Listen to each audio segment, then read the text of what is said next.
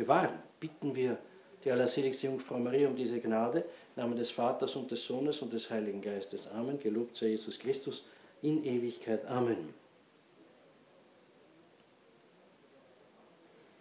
Au nom du Père et du Fils et du Saint-Esprit, ainsi soit-il, bien chers fidèles. Notre Seigneur Jésus-Christ descend de la montagne où il vient de prêcher sa doctrine. Qu'est-ce que c'est que cette doctrine? C'est la béatitude des pauvres, des mensuets, de ceux qui pleurent, de ceux qui ont faim et soif de la justice, des miséricordieux, des purs de cœur, des pacifiques, de ceux qui souffrent persécution. Une doctrine, donc, on se demande, est-ce que nous pouvons appeler cela une doctrine? Une doctrine, normalement, c'est un ensemble de concepts. Ici, il y a des concepts, mais il regarde les réalités d'un agir, de être bienheureux d'une pauvreté, d'une mansuétude, du don des larmes. Qu'est-ce que cela veut dire? Cela veut dire que la doctrine de notre Seigneur Jésus-Christ, c'est les vérités qu'il a révélées. Mais ces vérités qu'il a révélées ont le sens d'être le fondement d'une vie. La vérité fondamentale et première qu'il a révélée, c'est lui-même, Dieu. Dieu qui s'est fait homme. Sa doctrine, donc, prêchée sur la montagne des béatitudes, c'est de vivre de lui. Et donc, être capable, en vertu de cette foi surnaturelle qui nous a révélée, en vertu de la vie de cette foi qui, elle aussi, est surnaturelle, vivre de la béatitude, de la pauvreté, de la mansuétude, de don des larmes, de la miséricorde, de la pureté de cœur. Oui, donc cette doctrine a son origine en Dieu et est divine, n'est pas humaine. C'est la vie, en un mot, de la grâce divine. Et cette vie de béatitude qui a comme sommet la charité, n'est-ce pas? La foi et l'espérance cesseront, la charité la seule qui reste, mais ici sur terre, avant de voir Dieu, le fondement de l'espérance de la charité est la foi. Et cette foi est vive, n'est-ce pas? La grâce de la foi qui opère par le moyen de la charité, c'est ça la foi vive dont parle saint Augustin. La phrase que je vous ai lue, pas au complet, est tirée de son commentaire de l'épître aux Galates, n'est-ce pas, où il explique pourquoi saint Paul avait toute cette difficulté avec les nouvelles églises chrétiennes fondées qui, après son départ, étaient visitées par les soi-disant judaïsants, ceux qui allaient expliquer aux nouveaux convertis, surtout ceux qui venaient du paganisme, qu'il faut pratiquer, n'est-ce pas, la loi mosaïque. Non, dit saint Paul. La loi mosaïque avait uniquement le sens de maintenir vive le désir et la connaissance de la nécessité du Sauveur. La loi mosaïque avait le sens de me rappeler à tout instant que je suis pécheur et que j'ai besoin d'être libéré du péché. Mais une fois que cette libération est venue, la loi ne sert plus. Eh bien, saint Paul, donc, explique, c'est pas la loi mosaïque de Moïse qui ôte le péché, mais c'est Jésus-Christ qui ôte le péché. Et c'est la foi en lui qui ôte le péché. Et c'est pour cela, la phrase complète, la grâce de la foi qui opère à travers la charité efface le péché. Voilà la foi du lépreux, voilà la foi du centurion, voilà la foi d'innombrables malades qui ont été guéris de leur maladie. Voilà la foi surtout de ceux qui n'ont pas demandé d'être guéris de la cécité, de la paralysie, mais ceux qui ont demandé d'être guéris de l'origine de toutes ces maladies, même de l'origine de la mort physique. La foi vive donc de ceux qui ont demandé d'être libérés du péché. La foi donc, la grâce de la foi qui opère à travers la charité, qui efface le péché.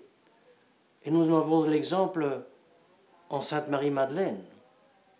Voilà une foi vive qui opère à travers la charité, c'est-à-dire à travers les œuvres, aussi externes. Elle baigne les pieds de Jésus-Christ avec ses larmes, les essuie avec les cheveux, et le oint avec de l'huile parfumée, n'est-ce pas? Eh bien, voilà le maximum de la vie d'une foi. Avoir le péché effacé parce que la foi en Jésus-Christ a produit cet effet. Ce qui arrive sacramentellement, physiquement, au moment du baptême. Mes chers fidèles, ceci s'oppose à une foi qui a comme besoin d'un bâton ou d'une prothèse. C'était la foi faible, n'est-ce pas, des premiers chrétiens qui venaient du judaïsme, qui pensaient qu'il fallait encore continuer à pratiquer la loi mosaïque. Non, dit saint Paul. Une fois qu'on est baptisé, la loi mosaïque ne sert plus. Il faut l'abandonner. Mais puisque les esprits repliés sur eux-mêmes veulent seulement faire ce qu'ils connaissent, ce qu'ils savent, ce qu'ils peuvent mesurer, ce qu'ils peuvent exécuter en parfait contrôle de la situation, n'est-ce pas, se laver les pieds, se laver les mains, faire ceci, faire cela. Mais adorer Jésus-Christ comme Dieu, comme le fait le lépreux, professer, vous pouvez me monder, vous pouvez m'effacer le péché. Pourquoi? Parce que vous êtes Dieu. Ça requiert toute autre chose. Ça requiert la vie surnaturelle, ça requiert la grâce. Quand je pose cet acte, je fais une action qui dépasse infiniment toutes mes capacités. Et c'est cela qu'est venu prêcher et que prêchait saint Paul.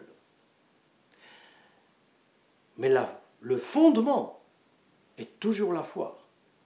La connaissance et l'acceptation de la vérité révélée, et ensuite l'adoration de celui qui a révélé Jésus-Christ, le adorer comme Dieu, et la profession de foi que lui et lui seul est capable de ôter l'origine de tous les autres maux physiques et moraux, qui est le péché.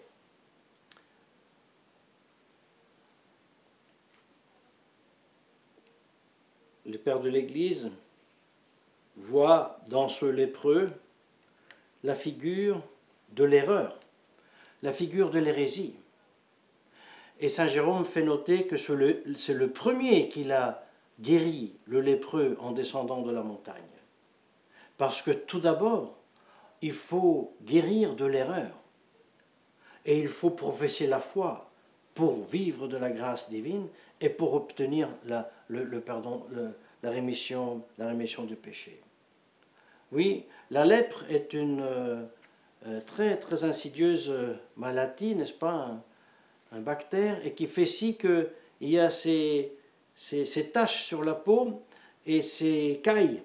Mais ce n'est pas les cailles comme d'un poisson ou comme d'un serpent, ce sont des cailles qui singulièrement sont sur la peau et laissent un minime espace de peau entre une caille et l'autre. Et comme la lèpre se présente comme des taches sur la peau, et comme ces cailles sont insérées sur la peau et entre chaque caille il y a un petit espace de peau, voilà la raison pour laquelle cette maladie est paragonnée à l'erreur. La vérité, ça serait la peau, et l'erreur, ça serait la caille, la manifestation de cette lèpre. Et la raison pour laquelle on compare l'un avec l'autre, c'est que comme l'erreur n'existe jamais tout seul, mais est toujours mélangée avec la vérité, ainsi cette lèpre est toujours présente dans la peau et sur la peau. L'erreur, disions-nous, est donc toujours mélangée avec la vérité. Combien est-ce vrai? Et combien est-elle vraie l'affirmation de saint Thomas qu'un erreur est d'autant plus grand qu'il s'approche de la vérité? Faisons des exemples. Qu'y a-t-il de plus vrai que l'affirmation soyez parfaits comme Dieu est parfait? Qu'y a-t-il de plus vrai que, après avoir été divinisés par la grâce divine, nous devons devenir semblables à Jésus-Christ, c'est-à-dire semblables à Dieu? Eh bien, Satan utilise cette vérité pour jeter dans l'abîme du péché Adam et Ève. Vous serez comme des dieux. Ah mais, fantastique. Oui, mais à condition de ne pas obéir à Dieu.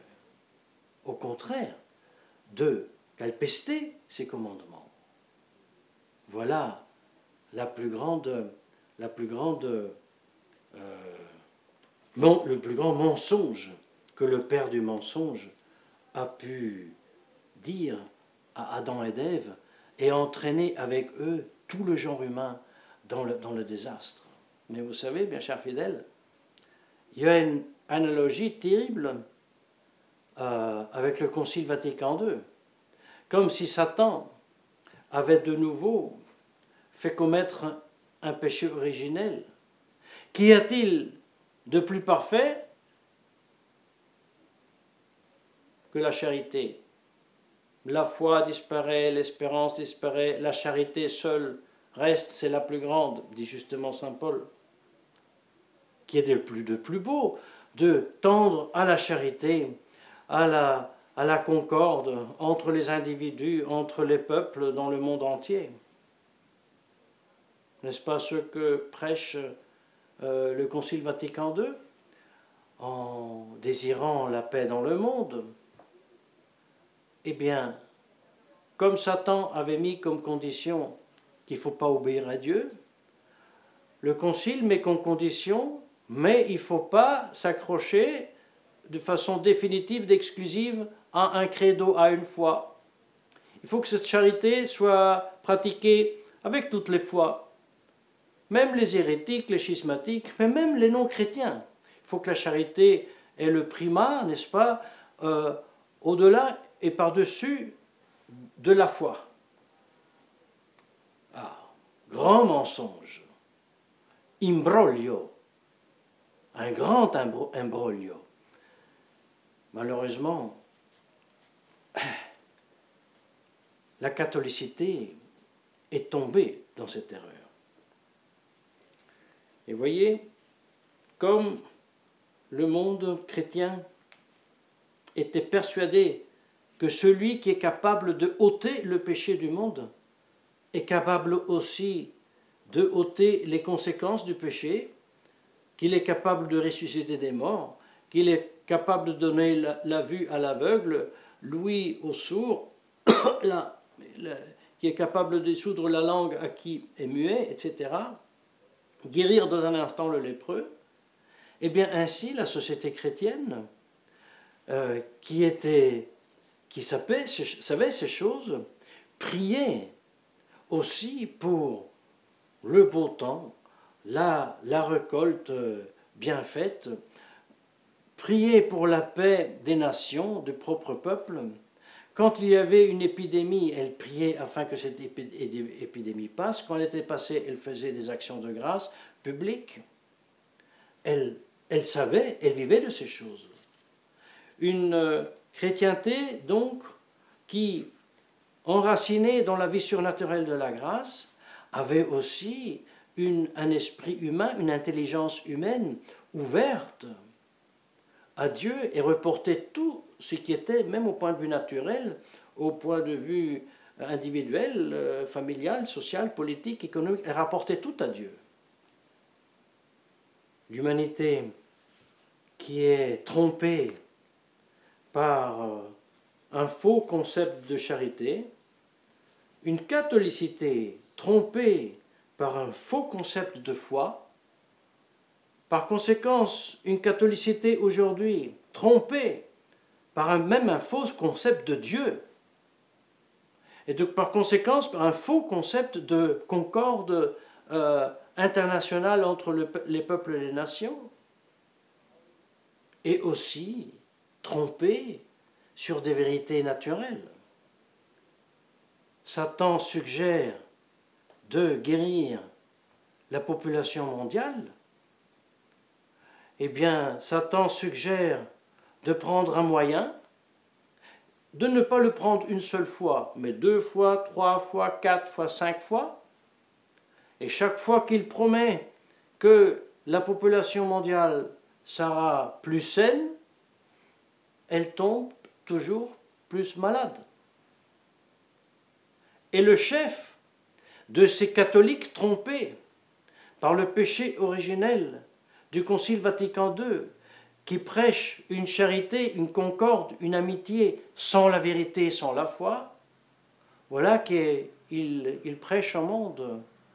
Fais-te soigner, que tu seras bien, parce que si tu te soignes comme te disent les gouvernements, eh bien tu auras fait un acte de charité.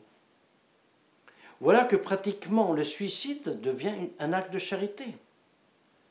Et oui, parce qu'une charité séparée de la foi, une charité qui n'est pas dans la vérité, aboutit très facilement et très rapidement dans un suicide. Pauvre humanité, mes chers fidèles, qui, on peut dire, est en train de se suicider.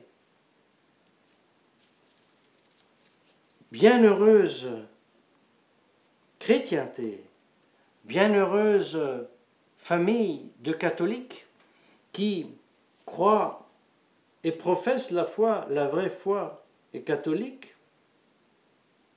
Bienheureux ceux qui, professant la vraie foi catholique, ont aussi le don de l'esprit, de l'intellect, avec la béatitude de la pureté du cœur, et avec la conséquence naturelle de ne pas avoir l'intelligence offusquée, de ne pas avoir le bon sens anesthétisé. Bienheureux ces catholiques qui vivent de cette liberté intérieure, de cette grâce de la foi qui opère à travers la charité et qui efface le péché. Bienheureux ces catholiques qui imitent Sainte Marie-Madeleine. Bienheureux ces catholiques qui sont tellement pris par la liberté et la beauté et la grandeur de la vie de la grâce.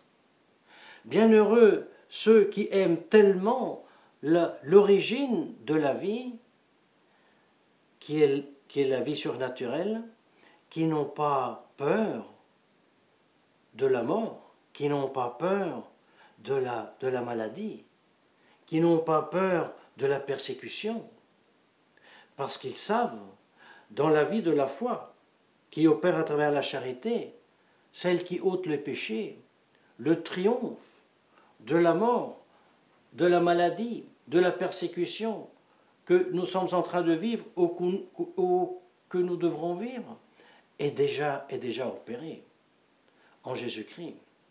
Voilà le secret de la liberté intérieure des martyrs. Voilà le secret du triomphe d'un Saint-Laurent. Voilà le secret de ces jeunes filles martyrs, quelquefois 13 ans, d'état, un peu plus, un peu moins, qui se faisaient torturer et qui parlaient ouvertement à la tyrannie des autorités publiques qui les mettaient à mort. Puissions-nous, par intercession de la Sainte Vierge Marie, être remplis de cet esprit. Comme ça, d'une part, nous sommes sauvés de cette spirale mortelle de la peur qui fait courir les gens à se faire soi-disant soigner, mais aussi être préservés d'un zèle amer qui se nourrit avec amertume de la haine des fauteurs de cette situation actuelle mondiale aussi sanitaire. Seule la voie de la grâce nous fait élever par-dessus cela. Elle ne nous rend pas aveugles en disant « Ah, ben alors là, il faut accepter parce que ça, c'est simplement des moyens pour guérir les gens et puis nous ne sommes pas des médecins, nous ne sommes pas des scientifiques, donc il faut accepter tout cela. » Alors ça, c'est un aveuglement. C'est un symptôme de manque de foi vive. Non. Cherchons tout d'abord le royaume des cieux et l'immunité nous sera donnée par surcroît. Au nom du Père et du Fils et du Saint-Esprit, ainsi soit-il.